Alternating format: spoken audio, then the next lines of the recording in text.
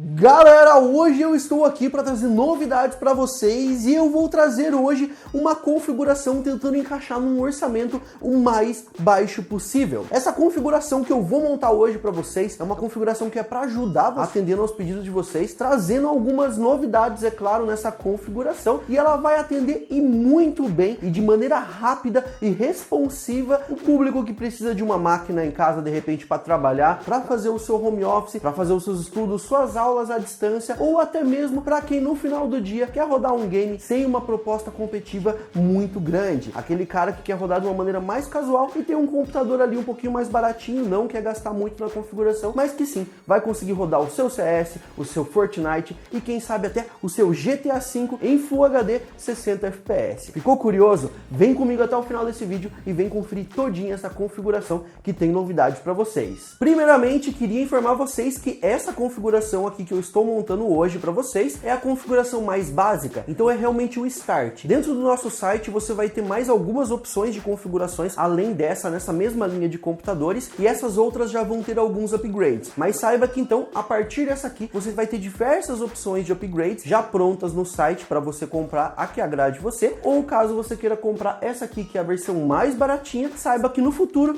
você tem margem para fazer upgrades e você já tem algumas ideias bem bacanas no nosso próprio site. Além disso, o link para vocês comprar essas configurações estão todos na descrição, então você clica no primeiro link que vai ter o computador prontinho no site para você comprar. Já vai formatado, testado, certificado, prontinho para você estar utilizando, assim como a máquina que eu vou mostrar no vídeo de hoje. E caso você queira montar pelo sistema de monte do seu PC, estou deixando a lista de peças que eu utilizei lá na descrição também. Agora vamos conhecer o hardware que eu montei. Primeiramente vamos começar pelo processador, e o processador é a nossa novidade nessa configuração. Estamos falando aqui de um AMD Ryzen 5, nesse caso é um 3350G. Você deve estar pensando, que processador é esse? Se você procurar, você não vai encontrar realmente muita coisa sobre esse CPU. Esse CPU ele está sendo trazido em exclusividade pela Pichau, então você só vai encontrar com a Pichau no Brasil. A gente está trazendo esse processador porque se tornou uma opção muito custo-benefício, e vocês vão entender ao decorrer do vídeo por que ele é uma opção muito custo-benefício. Ele se assemelha e muito ao processador Ryzen 5 3400G, mas ele é uma opção muito mais barata do que o 3400G. Digamos que é um preço de 3200G, entregando um desempenho de 3400G, se é que vocês me entendem. Esse CPU ele possui 4 núcleos reais, 8 threads total, o seu clock chega ali próximo dos 4 GHz de maneira típica dentro dos jogos. Você vai ver ele tipicamente em 3950, 3975 em todos os núcleos. Além disso, ele possui uma placa de vídeo onboard que é uma Vega 11 com 10 núcleos computacionais para entregar a nossa performance dentro dos games. O seu clock é um pouquinho mais baixo do que o modelo 3400G, mas nada que impacte e muito na sua performance. Nesse caso seria 1300 MHz. Para equipar junto com esse processador, nós vamos colocar também um sistema de refrigeração customizado da Pichau. Eu estou falando aqui do Air Cooler Sage, que é um Air Cooler já bem competente, consegue segurar processadores inclusive mais fortes do que esse, e além de deixar uma estética bem bonita na máquina porque ele possui LED, além disso ele garante uma refrigeração muito boa para esse processador aqui. Inclusive, se fosse o caso de fazer algum overclock, esse cooler consegue segurar tranquilamente as temperaturas do 3350G. Chegando em nossa placa-mãe, nós temos algumas opções. Nesse caso aqui, nesse PC, nós vamos utilizar a placa-mãe da Biostar A320MH, que é uma placa-mãe com chipset mais de entrada da AMD. Ela possui 2 slots de memória, suportando assim o Dual Channel, que vai ser muito importante pra gente. Dá suporte ao nosso processador AMD Ryzen 5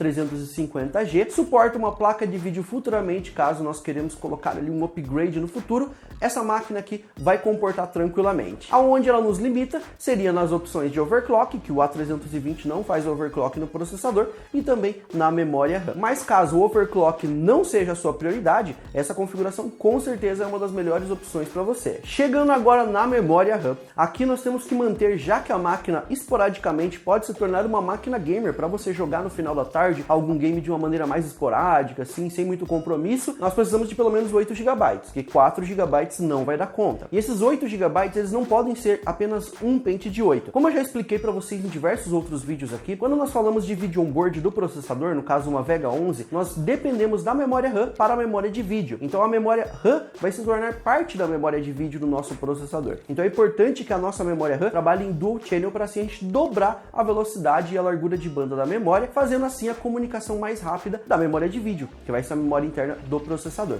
Então é importante que você coloque 2 módulos de 4. Nesse caso, o computador da Pichau já vai prontinho para você com 2 pentes de 4 Crucial Ballistics a 2400 MHz, prontinho para você utilizar sem se incomodar. A placa de vídeo que vai equipar esse computador, na verdade, vai ser o nosso vídeo onboard. Então estamos falando aqui de uma placa de vídeo Vega 11, já conhecida por vocês em processadores como 3400G, só que aqui ela está mais barata. É uma placa de vídeo agora Vega 11 com preço mais atrativo para o público, principalmente nesse tempo de pandemia. Um precinho mais baixo é sempre interessante e muito bem-vindo. A Vega 11, para quem não conhece, esse modelo em específico customizado trabalha com clock de 1300 MHz e tem 10 núcleos no total. Esses núcleos que vão fazer o nosso processamento do nosso game. A memória que ela utiliza de vídeo é a mesma da memória RAM, então ele vai compartilhar os 8 GB, só que na placa-mãe você tem a opção de compartilhar somente até 2 GB. Então isso já vai configurado para você, prontinho para você estar utilizando. Para que essa configuração atenda às minhas necessidades, como eu falei para vocês, eu preciso que essa máquina seja responsiva, uma máquina rápida,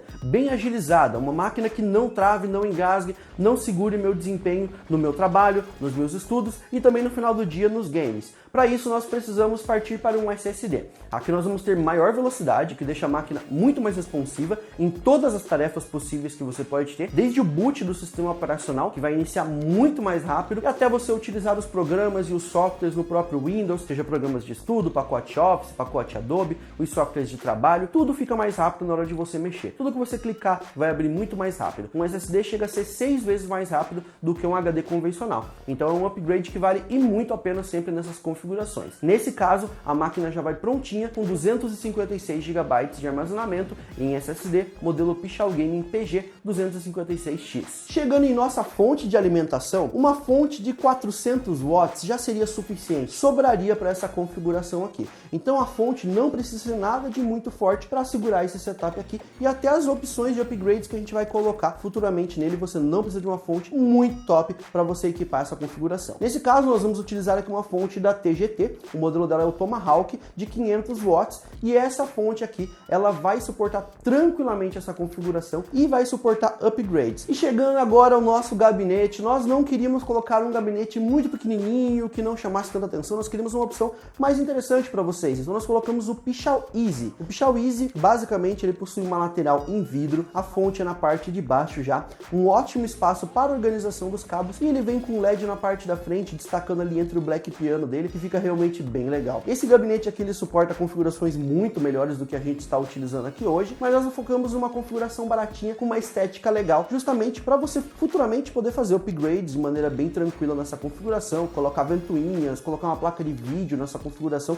deixá-la com outro desempenho e não precisar ficar trocando gabinete, placa-mãe, fonte de alimentação, nem memória RAM e entre outros itens assim. A gente queria deixar a máquina o mais fácil possível para você equipar upgrades no futuro. Em seu desempenho geral, essa configuração consegue ter uma performance semelhante ao 3400G. Na verdade, é de igual para igual com o 3400G dentro do Windows, na performance, pontuação de CPU-Z. Qualquer teste que você vá fazer, basicamente sintético ou de usabilidade durante o dia a dia, vai ter a mesma performance de um 3400G. Mas é claro que vocês devem entrar nesse vídeo aqui porque vocês querem ver como fica o desempenho dela em jogos também. Para isso, eu preparei alguns games aqui para vocês. Para começar, eu rodei o ATS, American Truck Simulator, rodei ele em Full HD basicamente com os gráficos no médio. Nem precisei colocar os gráficos no baixo. Nesse caso aqui, a nossa média de FPS ficou na casa dos 83 FPS, o que mostra que a configuração, apesar de ser bem simplesinha, com foco para home office, estudos e também, quem sabe, games no final do dia, roda muito bem um game como American Truck Simulator. É claro que uma configuração como essa eu tinha que rodar alguns games de FPS também, não poderia ficar só no caminhão. Para isso eu rodei o CSGO preset Full HD nesse game aqui, competitivo, e nós tivemos uma média tranquila na casa dos 65, 60 FPS. É claro que tem certos momentos ali, naquelas smokes mais pesadas, que o FPS cai realmente. Aí não tem o que fazer, não existe vídeo onboard no mundo que consiga segurar a performance naquele momento ali. Para vocês terem uma ideia, eu consegui rodar de games de FPS até o Call of Duty Warzone. Rodei ele em Full HD, é óbvio que com o preset mais baixo possível dentro do game, mas mesmo assim nós conseguimos uma experiência na casa dos 40 a 45 FPS, o que eu considero muito bom se tratando de um vídeo onboard. Se você pensar que ainda você poderia baixar a resolução e de repente, se você fosse montar uma configuração customizada com uma placa-mãe que suporte overclock, uma memória com clock maior, você conseguiria com certeza mais performance ainda do que a gente já conseguiu aqui, que já é uma média na casa dos 40 a 45 FPS, que eu considero muito bom, Call of Duty Warzone rodando no vídeo onboard. No game PUBG nós também conseguimos rodar, a versão Steam rodou próximo dos 50 FPS com o gráfico todo no baixo e somente a distância no médio. Então eu coloquei a distância de visão no médio, que é o que o pessoal geralmente utiliza num preset mais competitivo. Dessa maneira rodamos próximo dos 50 FPS em Full HD. Quando partimos para o PUBG Lite, que é a versão mais leve, a gente consegue extrapolar no FPS. Já no PUBG Lite, nós conseguimos Full HD com gráficos ali no médio, atingindo uma taxa de 102 FPS de média. Então se eu fosse recomendar para vocês, recomendaria para o PUBG Lite, mas ele também consegue rodar o PUBG normal se você baixar bastante o gráfico, mas ainda assim mantendo Full HD. Aqui foi um game que eu fiquei realmente muito surpreso. O pessoal me pergunta muito, Júnior, qual a configuração mínima para rodar, nem que seja no mínimo, GTA V a 60 FPS? Resposta para vocês? Essa aqui. Essa configuração conseguiu rodar em Full HD, com a sua Vega 11 entregando basicamente 61 FPS de média no benchmark, nas partes mais pesadas ali, mesmo assim não caiu o FPS, ou seja, essa configuração roda GTA V no baixo, em Full HD, com FPS na casa dos 60, uma configuração bem bacana realmente, se você quiser utilizar aí o GTA V, que não é um game nada fácil de ser levado, seja para placas de vídeo, quanto para processadores. E esse aqui, galera, eu sei já que não iria rodar com a melhor experiência do mundo, foi realmente somente um teste. Tanto é que quando eu abri o jogo ele me avisou, ó, vocês não está rodando numa configuração recomendada. Ele falou, você não atinge os requisitos mínimos para rodar esse game aqui. É o Flight Simulator 2020, que é um game next gen já, né, da nova geração, e ele traz um gráfico realmente exuberante, é um game muito pesado, mas eu sei que vocês vão me pedir, então vamos matar a curiosidade. Se a sua pergunta é, ele roda o jogo? Ele roda, na casa dos 20 FPS com um gráfico totalmente no baixo, em Full HD. Mas ele roda, você consegue levar ele nos 20 FPS.